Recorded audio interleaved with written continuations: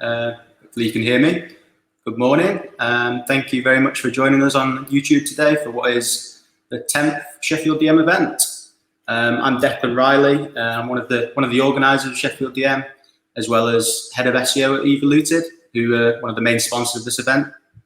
Much like our last event in May, we're broadcasting this live online rather than doing it at our usual venue, which is in a pub in Sheffield called the Sheffield Tap.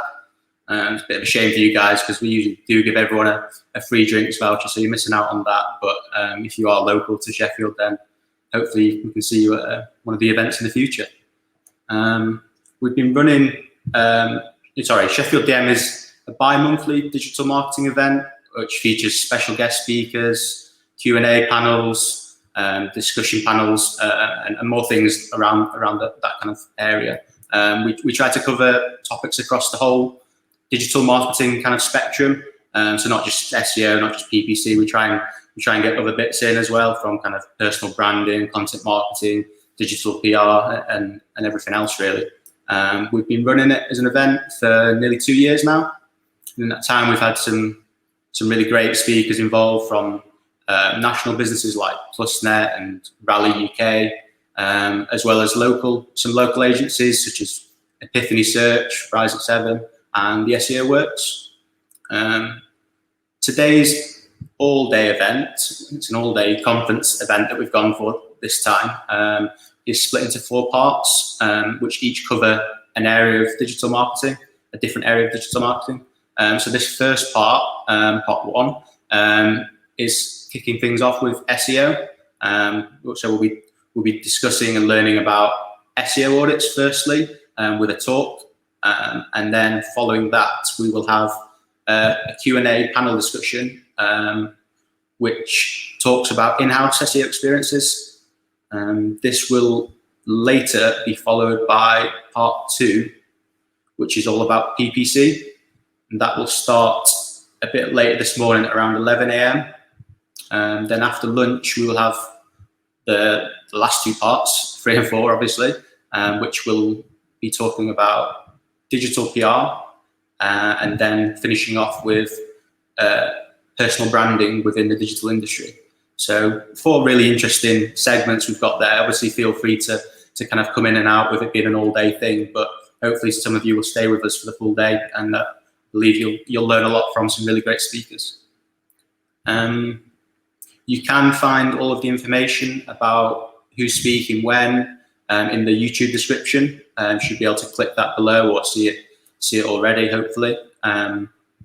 So yeah, just a couple of points before we get started and start introducing some of the speakers.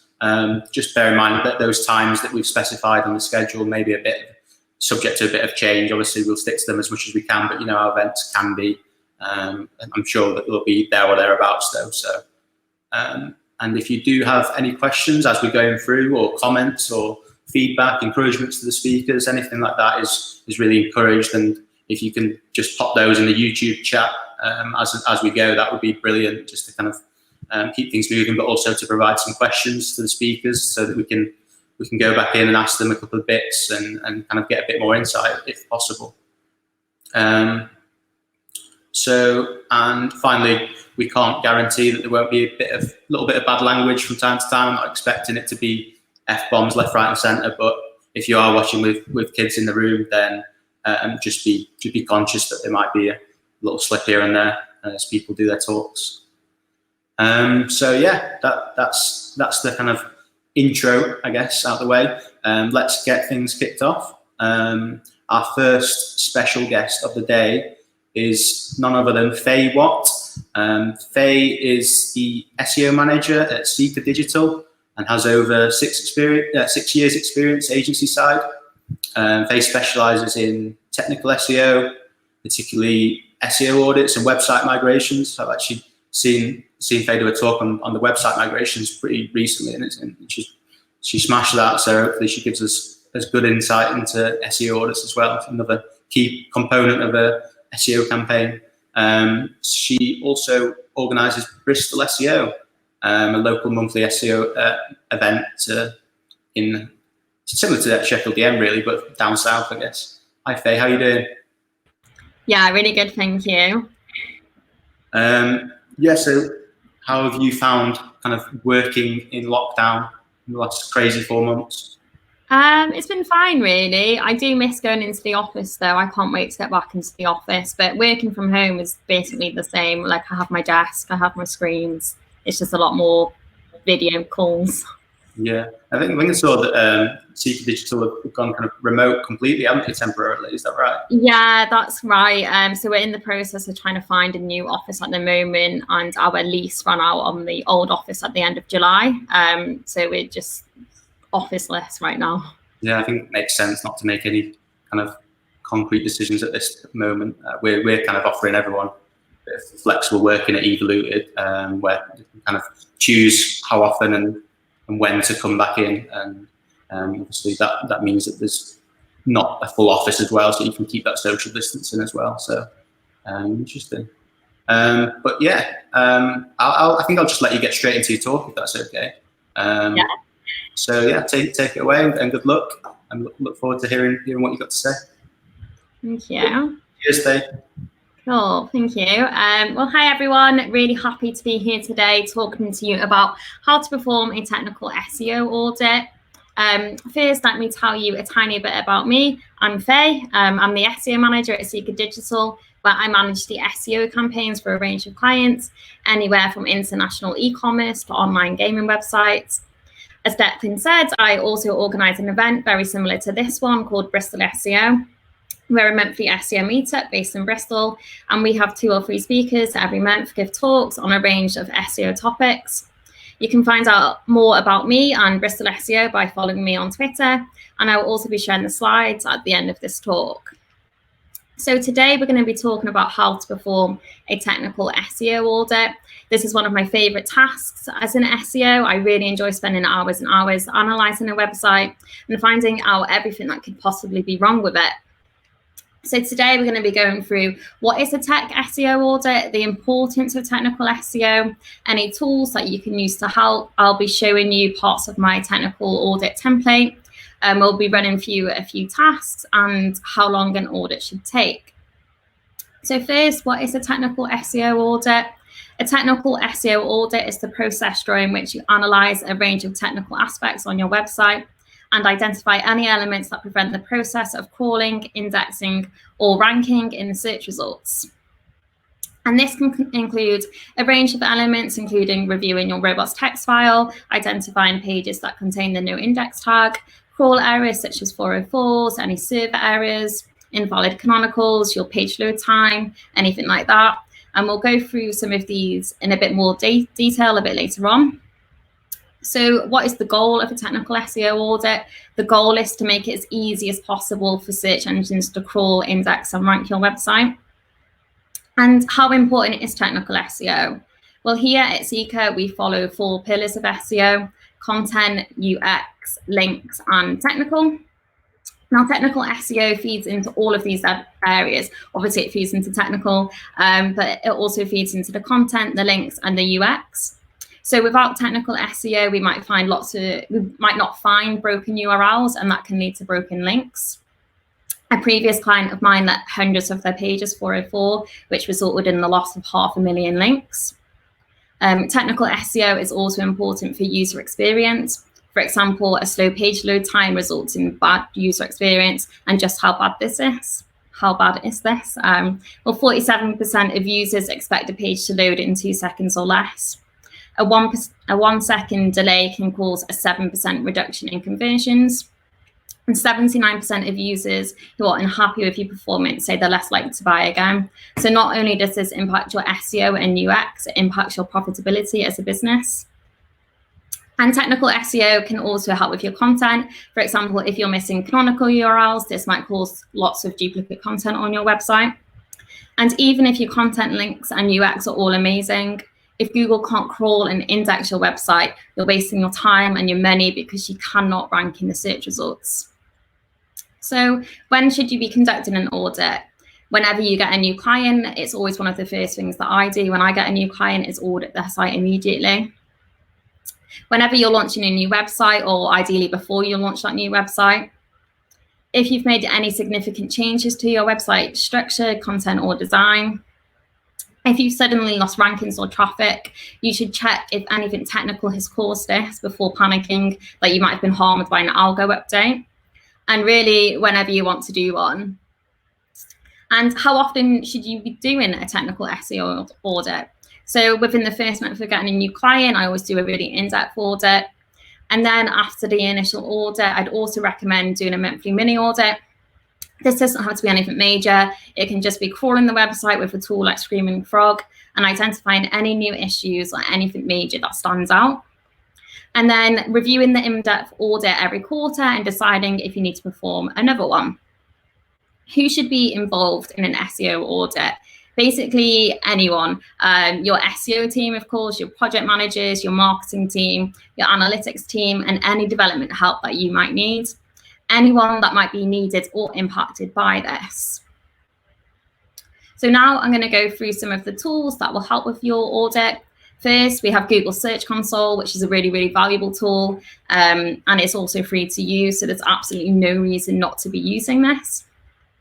In Google Search Console, you can see how Google is indexing your website. You can find any pages that are excluded and why they're excluded. For example, Google might have chosen a different canonical to you. You can also now view your core web vitals, which will become a ranking factor in 2021. These are focused quite strongly on user experience and page experience, focused on speed, responsiveness, and visual stability. And you can also see any mobile usability errors, such as text being too small or clickable elements being too close together. And you can see any structured data errors and warnings as well. Now, something to remember with Google Search Console is that this data isn't always correct or up to date. So it's worth double checking or testing with a different tool. So here it says we have like 437 errors with the structured data, but we might have fixed that recently and Google Search Console just isn't reflecting that. So definitely test it using a different tool. Don't just rely blindly on this information. Then there is Google Analytics. And aside from the standard traffic data you can get, you can also find some useful insights into how users are behaving on your website. So you can identify any pages that have a higher bounce rate than normal and include a task to investigate this.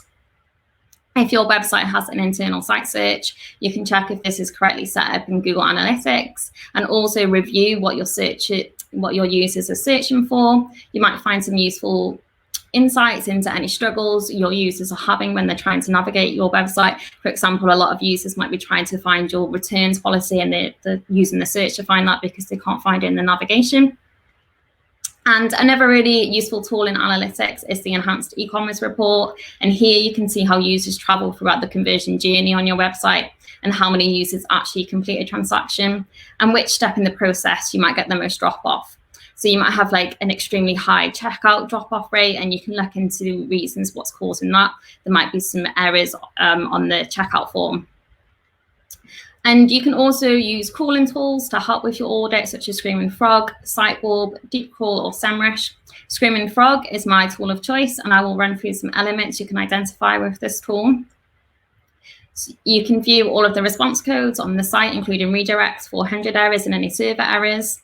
You can also check that your site is using page titles correctly and if there are instances of multiple or duplicate page titles and any page titles that are excessively long even.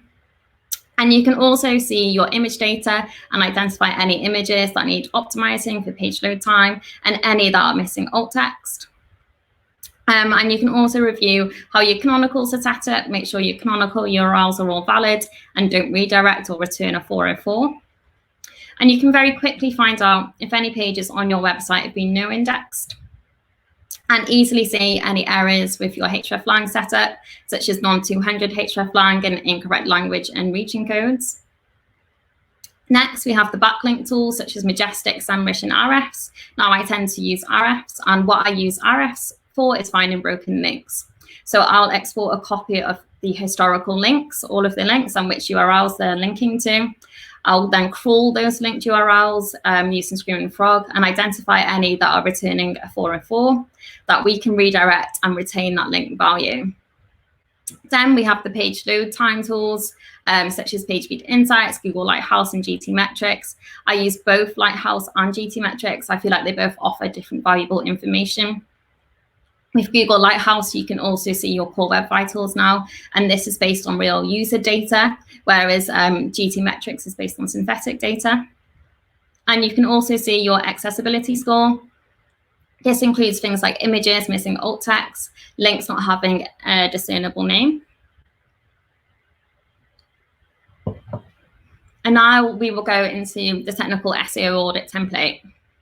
So my audit template has over 600 checks, and you can see how I've set out the template here. We've got the different tasks, the description, the status, any tools you can use to help out, the task owner, the date it was completed, any supporting documents, and the actions that need to be taken. Now this has over 600 checks, and this all split into different groups. So we can see that the robots text group has 19 checks. And there's a section on crawling, server errors, redirect issues. A lot of the groups aren't listed here because there would be too many. But it's really, really important to remember that not all of these checks are going to apply to every client or website, and that you should be making a bespoke audit based on the client's website. So you can have all of these 600 checks, but then move them into a bespoke audit based on the specific website that you're working on.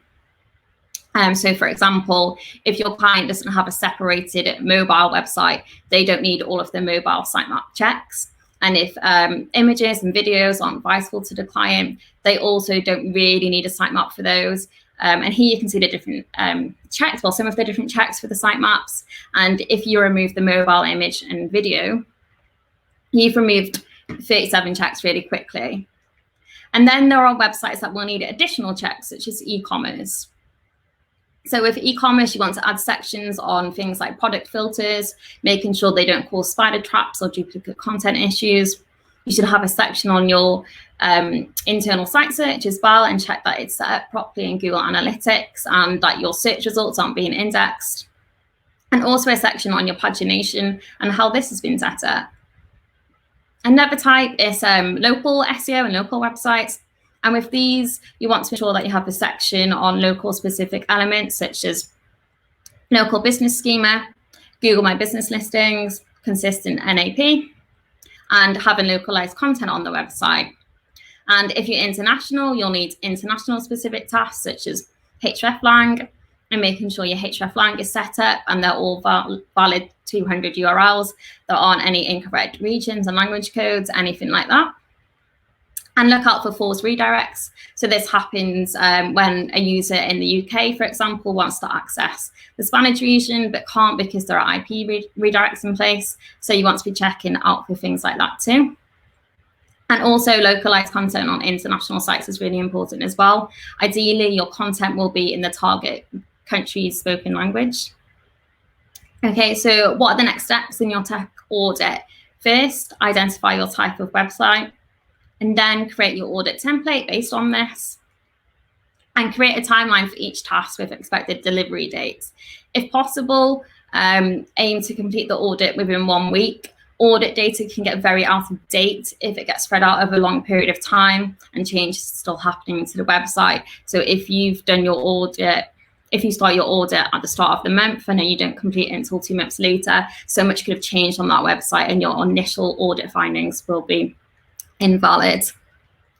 Then assign the task in the audit template to anyone that needs to be involved, and alert all of your stakeholders, your marketing teams, your analytics, your developers, anyone at all that might need to know, and ask them if they can pause website activities if possible, so that your audit is based on the most recent version of the website and you have the most accurate data possible.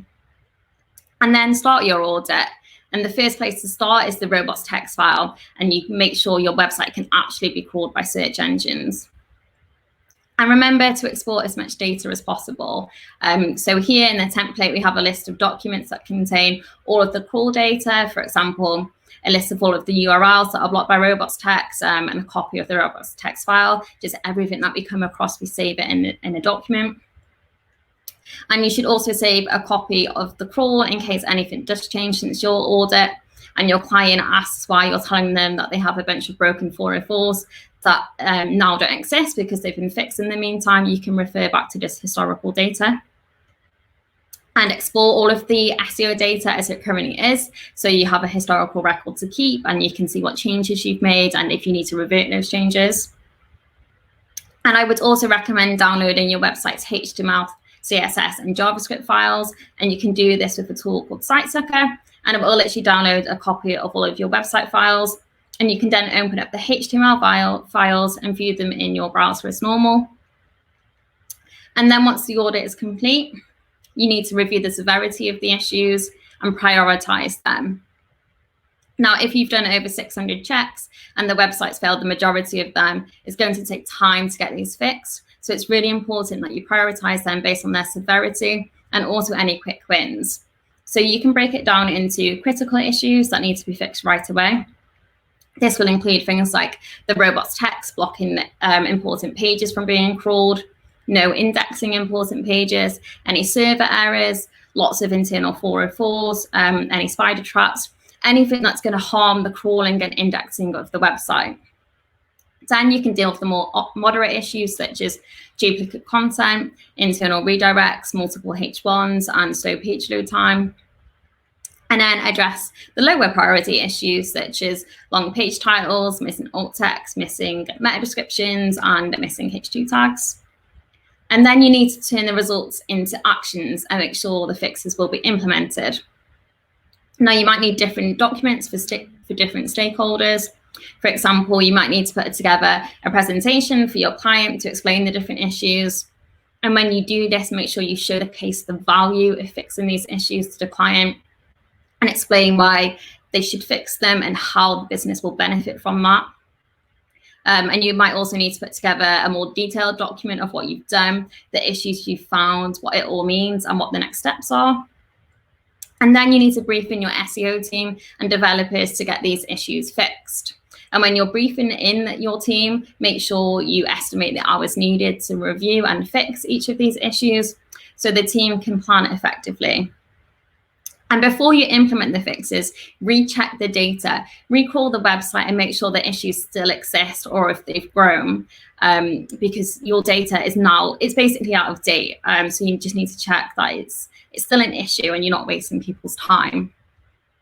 And then implement the fixes. And once you've done that, recrawl the website, recheck the issues and see if the issues still exist anywhere or if any new issues have cropped up. And decide if you can fix them during this sprint or if you need to do it at a later time. And then once the initial audit is complete, I would recommend doing monthly mini audits. And this doesn't have to be a major time-consuming task. You can just call the website and Screaming Frog or whatever tool you use and look for any new or major issues that need to be fixed or added to the timeline. And then every quarter, you should revisit the in-depth audit and see how the tasks have progressed, how many are outstanding, and decide if you need to perform a new audit. And finally, a question I get asked all the time, how long should an audit take? I won't say how long is a piece of string, but it does kind of depend on the type of site and how large it is. But I would say between 40 and 60 hours for an in-depth audit. What I tend to do before quoting on an audit is crawl the website first and see how many issues there are just by scanning the results of Screaming Frog or a different tool and then going from there. So thank you so much for listening. If you have any questions, please feel free to message me on Twitter. I'll also be sharing a copy of these slides on my Twitter shortly after this talk. Thank you. Thank you, Faye. That was great.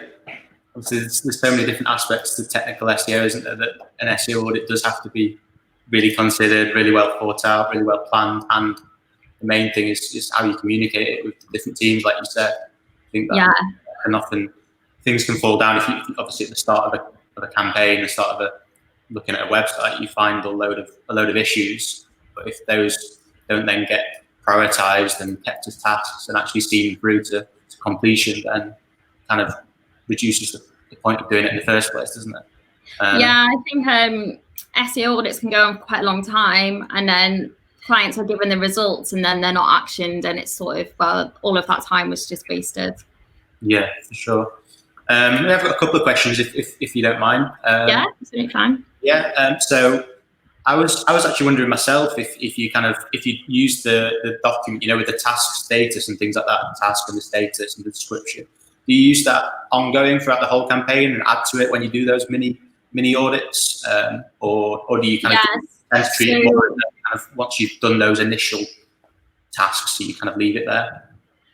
So what we do once we finish the initial audit is we'll spread the tasks out into a calendar of when they'll be fixed, and then when we find new issues, they'll get added to that calendar, and we'll have a backlog of issues that we need to fix. Brilliant, cool. Another question was, I was wondering how you kind of scale it down for some of the smaller clients. So kind of you mentioned 40 to 60 hours, but kind of what if that is not workable into a client's budget, or you haven't got enough time? Do you tend to spread it out more and still put value in doing that big audit, or do you kind of scale it down a little bit? Yeah, so you can offer different levels of the audit, like a bronze, silver and gold level. So you don't have to do all of the 600 checks, go through the list and prioritize the different tasks, like 1, 2 and 3, and then maybe just do all of the task priority ones for a smaller audit. And obviously, if your client only has 10 pages, they're not going to need 40 to 60 hours. Sure. It's just going to depend on how big and the type of website. Cool. And do you have any advice for how to communicate some of those kind of technical findings to clients which may not understand exactly why you're proposing that fix or why it is an issue in the first place? But do you reference other sources? What do you tend to do? Yeah, it's useful to reference other sources if there's information out there. And the best thing to do is sort of explain it to them from the user perspective. So if your website has loads of internal broken links, for example, say to them this is going to be really annoying for the user when they click on that link and they can't find what they were looking for, and then they're going to leave your site and you're going to lose money because of that. Put a monetary value on each of these tasks. No, very good. One final question. Does Faye have any tips for sampling in Screaming Frog if your website is too large to crawl? Oh, interesting. Yeah, so what I would do is filter out specific URLs. And so I was working on a e-commerce website, and a lot of the filters were causing spider traps. So we were crawling hundreds of thousands of URLs. So we prevented the crawling of specific URL paths in one crawl, and then in a second crawl, we would crawl only those URL paths. So yeah, just break it down into your site down into different sections. Yeah, no, that sounds smart. Yeah, because you can sometimes have it crawling all of the image files as well and things like that. You want to make sure. Yeah. So just exclude any pages or URLs you don't want to be in that crawl. Yeah, and even if you do have, hundreds of thousands of URLs, you can still split that into maybe by category audit or. Yeah. Like that. No, great. No, thank you. Really enjoyed that. There's so much information in there that I'm sure people will be going back to those slides just to kind of look at what was on them. But yeah, thank you very much for that, Faye. Awesome. Well, thanks for having me. I really enjoyed it. Great. Thank you. Thank you. Bye. Bye. Yeah, so that was great. Thank you, Faye. Up next, we have our first Q&A panel of the day. So we'll be talking about what it's actually like to work as an in-house SEO, something I've always wondered, having been agency side for my whole career. I would like to go in-house one day, but not just yet. I'm fine agency side for the moment. There is often a lot of talk about kind of in-house versus agency, which we'll no doubt cover off. But I'm really excited to find out a bit more about what the nitty-gritty of in-house SEO life is like, and we've got some really good panelists lined up that hopefully share some of their real-world experiences from working in-house. But just before we introduce our panelists, I'd like to welcome our moderator for the discussion, Izzi Smith. It made much more sense to us. Hi, Izzi, you all right? Hey, Declan. I'm good. I'm excited. Sorry. I would say it made much more sense for us to have a kind of an in-house SEO expert leading the panel discussion. So we were really kind of delighted to get Izzi involved with this. Who's worked in-house for 5 years, I believe it was, at 6 Rent-A-Car. Yes, I was there for 5 years. Yeah. And now works as a technical SEO analyst at a software as a service company called Ryte. Is that how you pronounce it? Yes, Ryte. Yeah, you're right. And that's based in Munich. I did read actually on your website about you said on your website you like making bad puns in front of live audiences. I'd say do. That's a pretty good initial pun to start with. Yeah, it was, but my favorite one is always CT, are you ready? Whenever I give a talk about featured snippets and rich results, do you get it? Yeah. Maybe not.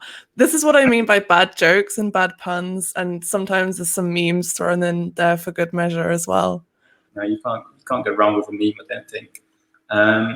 So yeah, I mean, just before we kind of get the panelists involved, I just wanted to kind of, it's always good to get people's different insight into how people's last 4 months have been, really, with it being quite a crazy time. Like how has it been for you? And you're in Germany, aren't you, in Munich?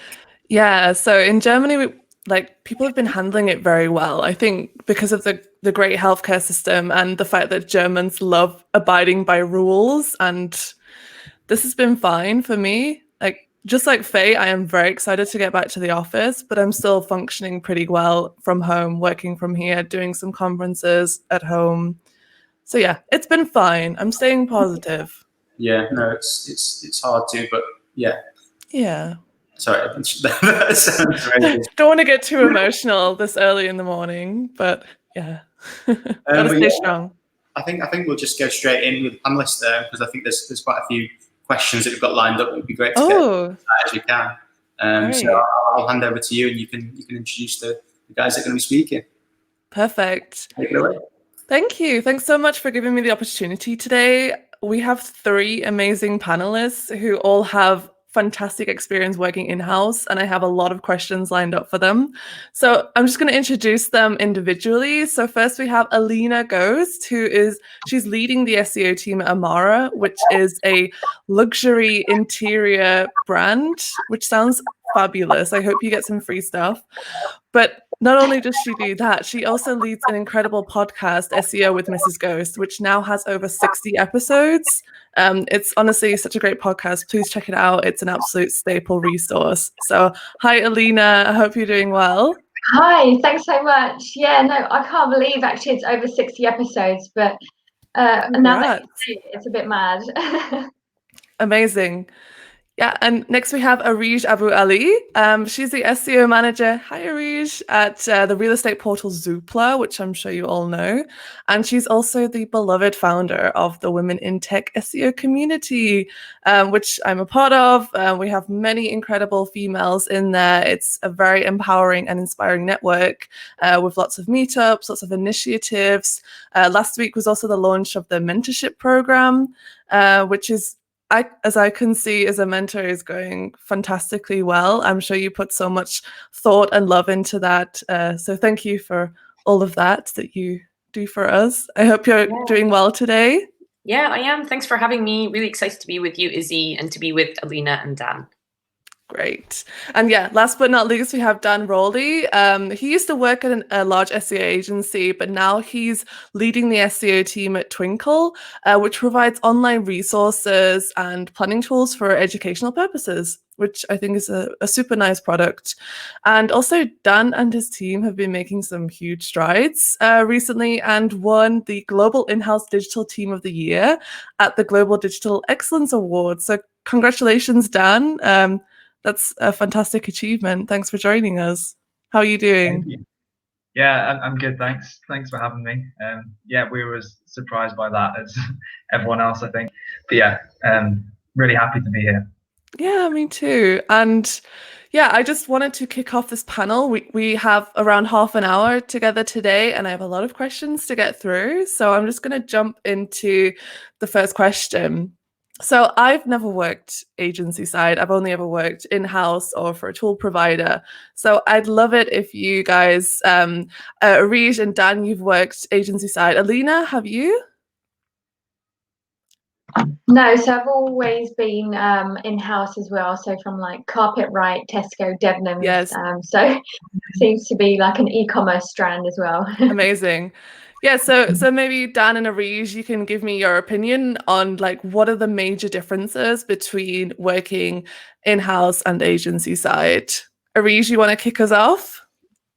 Yeah, happy to. So I was always agency side, a bit over 5 years before I moved in-house just last year now. So I've been a year with Zoopla. I would say the main difference I noticed initially is just I used to do a lot of pitches, a lot of business dev work. I feel when you're agency side, the more senior you become, the more involved you become with the sales process. I used to spend a lot of my time kind of figuring out retainers, what makes sense for a new client, what makes sense for a current client. So there was a lot of that happening. That's not happening anymore. And then there was always this idea of splitting your time, your week on the different clients that you work on. Whereas when I'm in-house, none of the sales side of things happens anymore, very little account management, but that then gets translated into stakeholder management, and working with people across different teams and getting to know your product and tech team well, getting to know different stakeholders across the marketing team, and so forth. So a lot of the time that you would have spent on account management kind of gets translated into stakeholder management. And then the idea of not being able to, work on a variety of clients, but really focusing very in depth on that one website, on that one client. Absolutely. Yeah, you somehow become such an expert into your own domains that you manage. You know it inside and out, whereas maybe on an agency side, you're somehow like touching upon different types of websites and industries. Yeah, I think that's a really nice side of in-house as well. What about you, Dan? What do you think? Yeah, so my experience has been quite similar to that as well. So I think one of the main differences, obviously, as Areej mentioned, you're having the variety of clients with agency side, and you work across so many different websites, and that is really interesting work. When you go in-house, you get to really take a deep dive into one website, and that can be rewarding too. I think it's really different as well in terms of the structure of the work. So when I was agency side, it was really a case of planning out in a very structured way what work we're going to do each week and each month. Whereas I think when you go in-house, you have a lot more flexibility because you build up the relationships a lot quicker with, I guess, the client in quote marks, which is the business that you're working for. And therefore you can have that flexibility to say, I like to do this and it's a bit of an experiment, but it'll take a bit longer than usual. And you don't have to go to the business with as clearly defined layouts of what work you're going to do exactly each month, if that makes sense. Absolutely. Yeah, totally agree. And Alina, what do you think? Like, what are the biggest challenges that in-house SEOs face these days? And maybe you could give your advice on how to overcome some of those big challenges. I know it's a big question, but let's discuss. I was thinking about this one quite a lot, and I think from what I know and from other people in the industry as well, like finding out from friends, I think it's mostly around like keeping up to date with stuff. So let's say you've got about 24 people working on SEO solely in an agency. That means that every day you come in the morning and like, oh, have you heard about this? Have you heard about this? I've been on Twitter and this thing happened. Whereas actually when you're an in-house, an SEO, and you're only a couple of people usually, if you're lucky to have a great big team, then great, but usually you're only 2-3 people. So it means actually you might be less likely to grab that knowledge, and you have to make sure. So in terms of overcoming that challenge, you have to make sure that you are signed up to the right people. Let's say on Twitter, are you following the right people? Are you following Google? Are you looking at the updates? Also, what blogs are you looking at? So Search Engine Land, Search Engine World, Moz. Are you signed up to the right people on YouTube? So, for example, Nick Wilsden has even created his own YouTube channel recently, but then there's also Leda Solis. So it's a matter of understanding what kind of resources you can actually go ahead and do yourself. And then obviously, let's not forget Women in Tech SEO. If you're a lady, it's a great way to actually speak to other people as well and find out what you don't know. Maybe somebody will come up and say, oh, have you heard about this research that happened recently? Oh yeah, totally agree. And also that's not always included in your work hours. You know, you've got many different tasks, lots of emails to be responding to.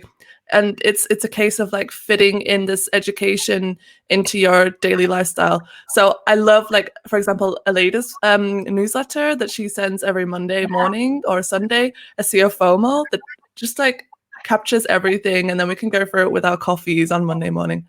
It's great. Exactly. What do you think, Areej? Like, what are the biggest challenges working in-house for you?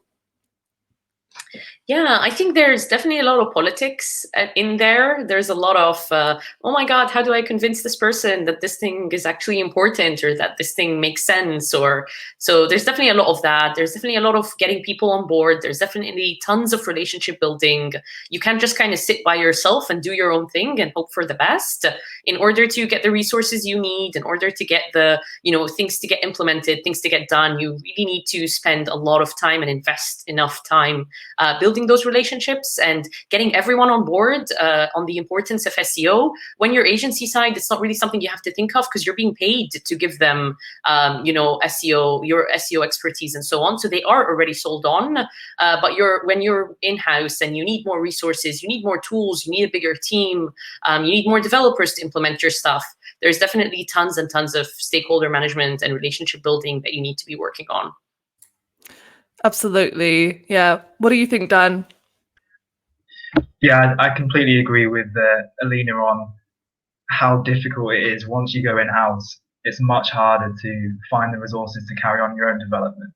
So one of the first things that I found when I went to Twinkl, in those days, our SEO team was really small, literally just a few people. And I was like, well, okay, I guess I better start putting together a list of, personal development stuff, because that doesn't exist anymore. So you do miss that side of it. And obviously, as our team's grown, that's got a little bit easier because you've got more people to bounce off who have SEO experience.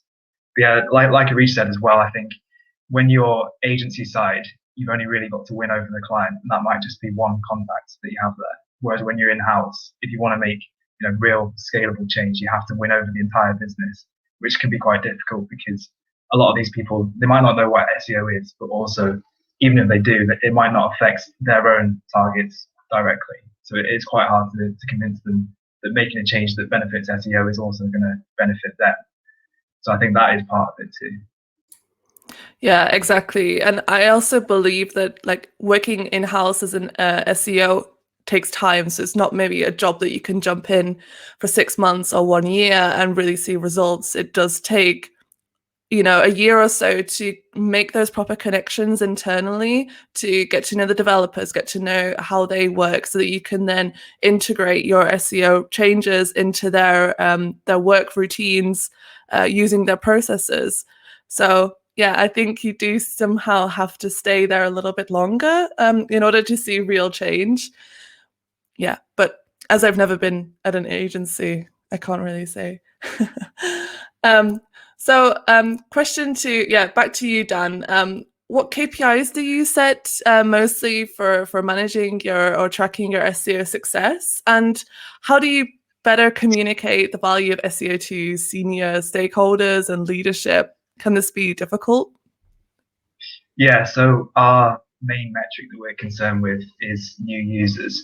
So a lot of our work as an SEO team, because Twinkl has in excess of 20 domains now, we're focusing really heavily on international SEO. So we're really concerned with getting people onto the website for the first time. And that's within Twinkl, that's seen as our main goal, is to increase the number of new users. We've got some pretty ambitious year-on-year growth targets for that.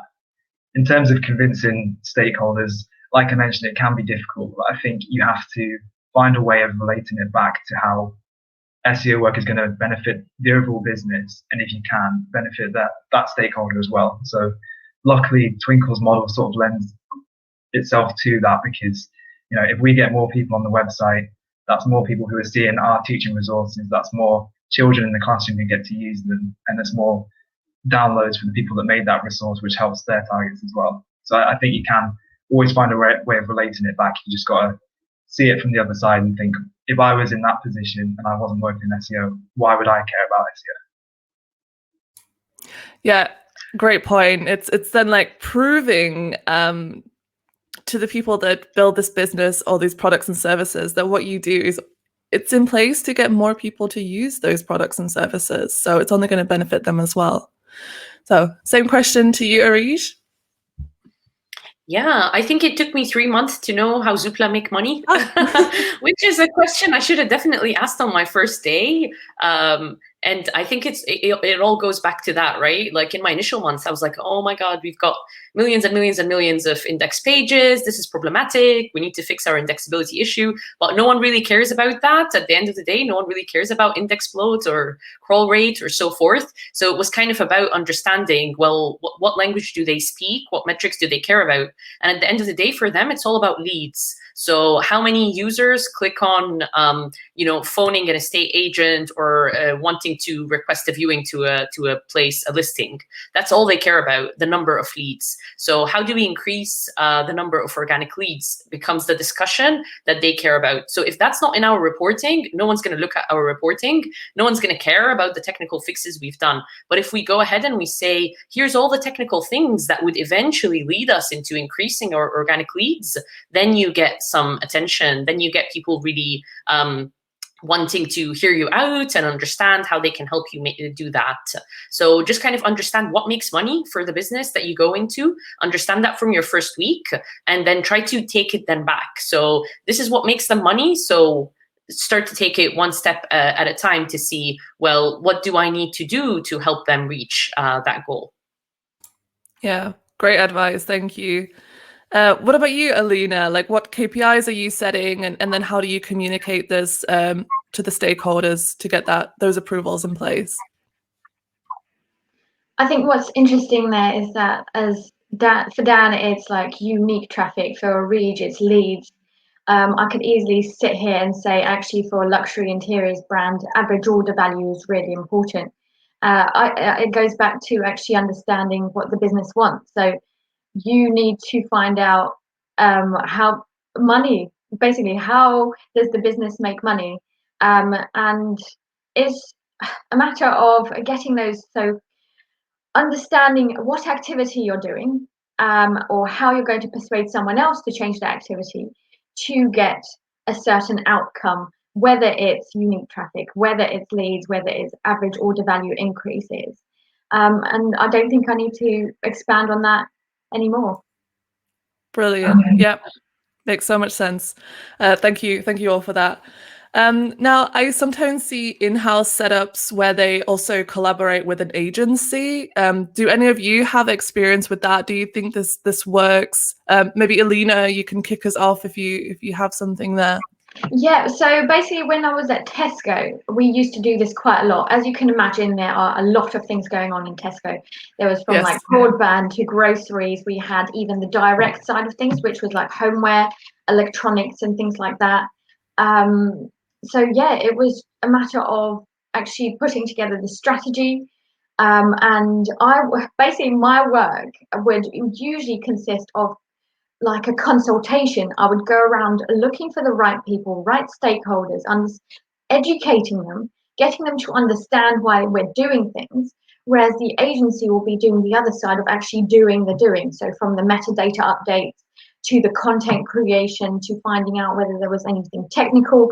But even then, myself and my manager would do like the technical side of things anyway, because we had that relationship with the web dev guys. But there's basically a way of ensuring that the agency actually does the doing whilst you do the other bit. What do you prefer exactly? Like the strategical part or the operational part? Oh, that's really hard. I think once you already know how to do something, it can get quite repetitive to continue to do that. So for example, like obviously keyword research or actually crawling a site. It's great to do that because you're actually getting into the nitty-gritty. But then on the flip side, it's actually refreshing and really important to be able to do like the strategic side, especially if you're trying to get to that high position in digital marketing in general. Yeah, definitely. Areej, do you have experience collaborating with agencies, or maybe when you're an agency, you collaborated with in-house teams? How was that? Do you think it works? Yeah, definitely. So I kind of identified the gap when I first joined the team at Zoopla in terms of we've got kick-ass women who are doing tech SEO on the team and they're brilliant, and we don't really have a gap there. It's not something that we need extra support on, but what we did need extra support on was from the link building outreach perspective.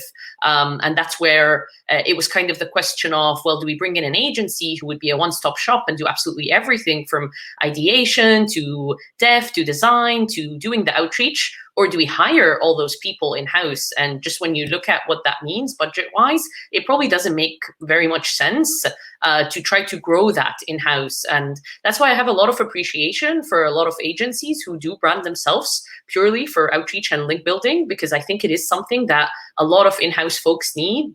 And it is really difficult to try to grow that in-house when the marketing team is usually quite small. And then you also have an SEO team in it, which is even smaller.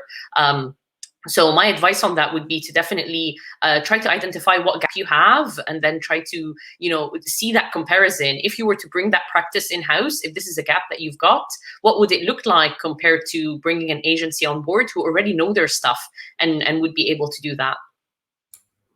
Yeah, makes sense. Thank you. What do you think, Dan? Do you have something to add here? Yeah, I think it's definitely, like Areej said, a case of working out where your gaps are. If you're a really small SEO team, I can definitely see, you might think, right, we haven't got anyone who does technical SEO. We need to sort of outsource that. I think at Twinkl, we've not really had that problem because our SEO team's grown quite quickly to the point where we now have people who specialize in all of the areas of SEO. So I think for us, agency work probably wouldn't be worth the fees. But when I was agency side, working with in-house teams as well, those campaigns were the ones that tended to do really well because you had people on both sides doing the heavy lifting. You can get things done a lot quicker that way. Yeah, sounds like way more efficient as well in certain cases. Now, my next question is a bit wholesome because it's good to celebrate achievements. So I want to know from each of you, what was the biggest achievement you've had while working in-house, or the best thing you've been able to implement and get off the ground? Dan, do you want to kick us off? Maybe this is the awardee one. I was actually going to talk about something else. Obviously, that would be up there too. That was huge. But for me, it was something I kind of referred to earlier. So when we came in as an SEO team, it was an entirely new department. And we had to do a lot of work in convincing other teams within Twinkl that SEO was important and it would also benefit them. So I think we didn't necessarily go about it the right way at first. We sort of said, look, you need to start filling out the meta titles and meta descriptions on your pages. And everyone was like, what is that? You haven't explained what that is to us.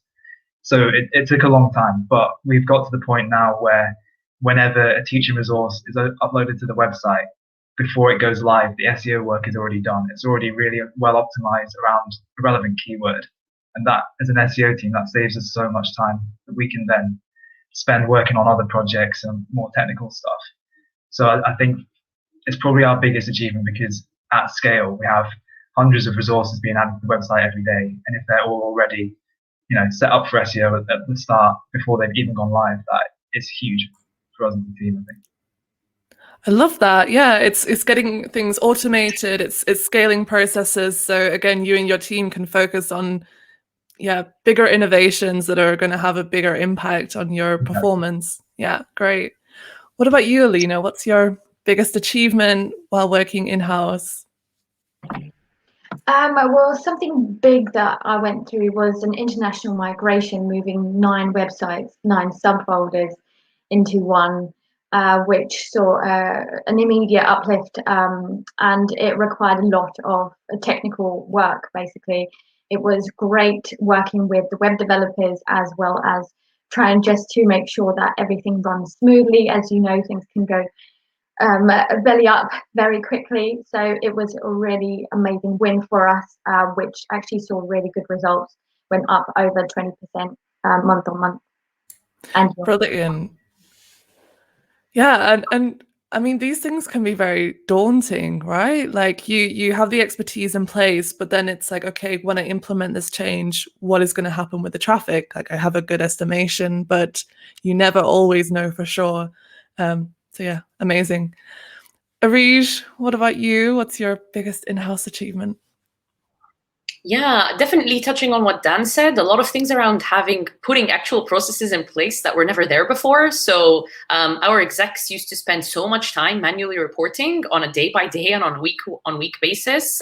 So just introducing things like Google Data Studio dashboards and, having all of that automated, having that stuff, spending more time on the actual analysis of things rather than the doing of the reports has saved tons of time. And then introducing different prioritization models for our audits.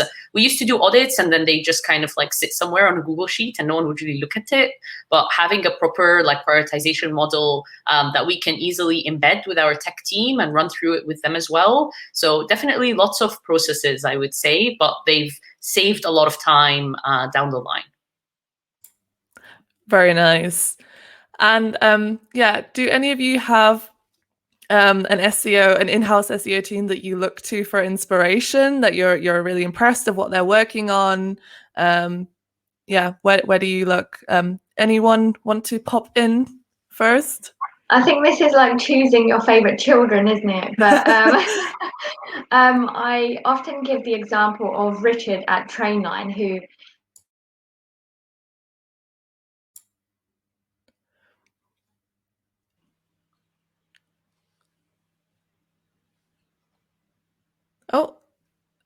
Have we lost Alina? Yeah. Oh no. I wanted to hear more about Richard at Trainline. Richard and his team do great stuff, but while we wait for Alina to pop back, hopefully she resolves that. Areej, do you want to continue? Yeah, I'm trying to think of someone, and now I'm a bit I know I recently read the Canva. They did this massive report about what they did with their link building and how it massively impacted. It just sounded really, really awesome and super inspiring because that's something we're trying to revamp as well. And it gave a lot of ideas on how you can just build a proper link building powerhouse within in-house. So I found that super inspiring. Canva, the design tool. Yeah. I've used that in the past. Yeah, nice. What about you, Dan? You have some inspiring in-house teams. So when we applied for the Global Digital Excellence Awards, and we also got shortlisted for the European Search Awards, when we were writing the applications for those, I think that was the first time we actually went out of our way to look at other in-house teams. So we went back over previous years and saw who had won and tried to work out, where the bar was so we could expect how far we would get with that process. But yeah, I think it's really interesting. It's something that I definitely want to do more of. I think it can be quite difficult when you're looking at your competitors in your industry, trying to work out what of their SEO work is through agencies and what's through in-house. I think maybe you can do a bit of stalking on LinkedIn and try and work it out that way, but otherwise it can be quite tricky. But yeah, I think it's definitely something we'd like to do more of. Sounds good. So final question, unless the audience has something to ask our wonderful panelists. I hope Alina comes back soon. I miss her already. But it is often implied that you do have more time and more budget when you work in-house versus if you're in the agency. Do you think that's actually the case? Areej is nodding, shaking her head. Do you want to kick us off there?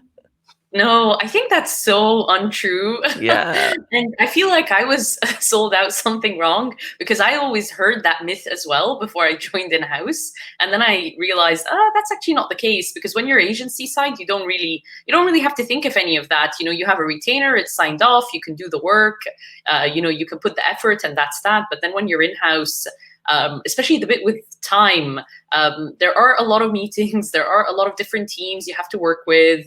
You're embedded in every single scope of work because SEO does touch every single tiny feature that might potentially come to life. So you need to have an opinion on those, you need to give advice on that. And then in terms of budget, sure, there definitely is budget, but you really have to learn how to, you need to fight for it, and you need to explain why that is priority over other people's budgets, or how could you potentially consolidate some of your work with other teams and then have one pool of budget and so forth. So it's a lot of different discussions. It takes up a lot of time and a lot of energy. So I definitely don't agree with the fact that, in-house is much easier when it comes to time and money.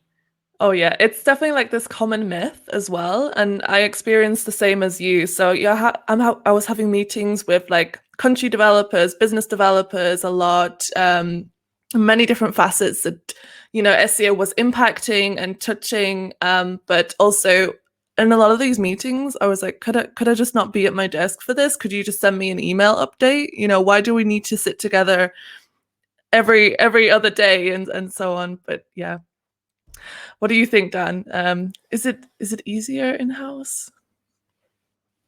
I think Areej makes a great point about all the meetings you end up being involved with when you're in-house, just because you're the SEO person, and sometimes I think people put you in those meetings not being exactly sure what SEO is. So like you said, Izzi, there's a lot of times we think I probably didn't need to be here. But to be honest, I think there is some truth in saying that you have more time in-house. I'm not sure about budget necessarily, but I think time when you sort of build the rapport with the stakeholders in your business, and you can say to them, you know, give me a bit of time, I want to experiment with something. This is what I think will happen. Just trust me on this. You have got a lot more leeway to get away with that sort of thing in-house, I think, because you're working with these people every day and you sort of build up that relationship. Whereas agency side, I think, in my experience, it was quite formulaic, and it was sort of working from a tried and tested formula of things that would work for SEO, which is great, but I think there wasn't as much scope there to say, okay, I want to spend some of the time that you're paying me for to experiment with something, because clients probably wouldn't be too keen for that. They'd rather just stick to things that have already been proved to work. So true. One of the things I loved of being while I was in-house was the fact that they gave me such free reign over the websites. So sometimes I tested a lot of sneaky stuff. I tested stuff that they knew about, and that's when we could really see a big impact on what is working, what is moving the needle. Whereas, of course, a client would not be okay with that. And in terms of budget, I think maybe like bigger enterprise companies might be perceived to have that budget, but also getting the sign off of like getting tools approved by the procurement teams and so on. This is such an annoying, lengthy process. Yeah, so it does differ. I just got an email from Alina saying her laptop died, so she won't be joining us. But I think, yeah, we're pretty much finished for the panel. Thank you so much for answering my questions and for having some great discussions with me. It was really, really fun. Yeah, thanks so much to you guys and Alina.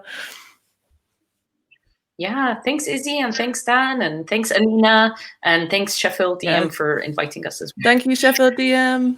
Thank you. It's been great. Thank you, guys. It was brilliant. Really good discussion. Thanks for leading that, Izzi. Really sure. My pleasure. Something I wanted to ask, actually. I mean, we can't get them back in here probably. Oh no! Sorry, I didn't want them to clear off. Maybe I could just ask you something I've always wondered about when kind of thinking about whether to go in-house and whether that would be a kind of good move. It was kind of the risk involved in terms of if you don't succeed, if you don't actually get that website moving in the right direction. Like obviously, agency side, I've seen campaigns work really well, but some campaigns you do all the right things, but you might not get it to the point where you want it to get to, or get to the point where the people who make the business decisions want it to get to. So did you kind of ask for kind of certain reassurances before you joined certain in-house roles, and kind of ask for like, did you agree targets before you actually joined as a company, joined the company, sorry? So I can't say so much about that because I joined Sixt as an intern who had no idea what SEO really was. So that was like that was my first introduction to the SEO world. So I couldn't really negotiate things like that. But in terms of this, I would say it's all about setting expectations before you start working there, especially for a very well-known brand in a very saturated market. You have to make it clear, like, yes, I'm going to help you improve, but of course there might only be a small increase, and we need to test things out and see what happens first. But in my experience, in these enterprise companies or working in-house, they usually have they're very understanding and they already have a strong knowledge already. So they know, okay, we're not going to see, magic happening. This isn't going to be an uplift of triple-digit % when already we're performing quite well. But yeah, just setting those expectations is very important. Always the key, isn't it? Yeah. No, but yeah, that's it really. If that's okay. Thank you very much for everything, and I'm just going to talk through kind of what's next in the day, really. Thanks so much. Bye. So yeah, that brings part 1 of Sheffield DM to a close. Hope you enjoyed that. Thanks for watching, and for those who asked questions, thank you very much. Sheffield DM will be back at 11 AM for part 2, so not too long. Just gives you a chance to kind of have a bit of a break if you want to come back for the PPC part of the day. You can find the link to that in the YouTube description below, and also the links to this afternoon's events, which are on digital PR/content marketing type stuff and personal branding in digital to end the day. So yeah, thanks once again, and hope you enjoy the rest of the day.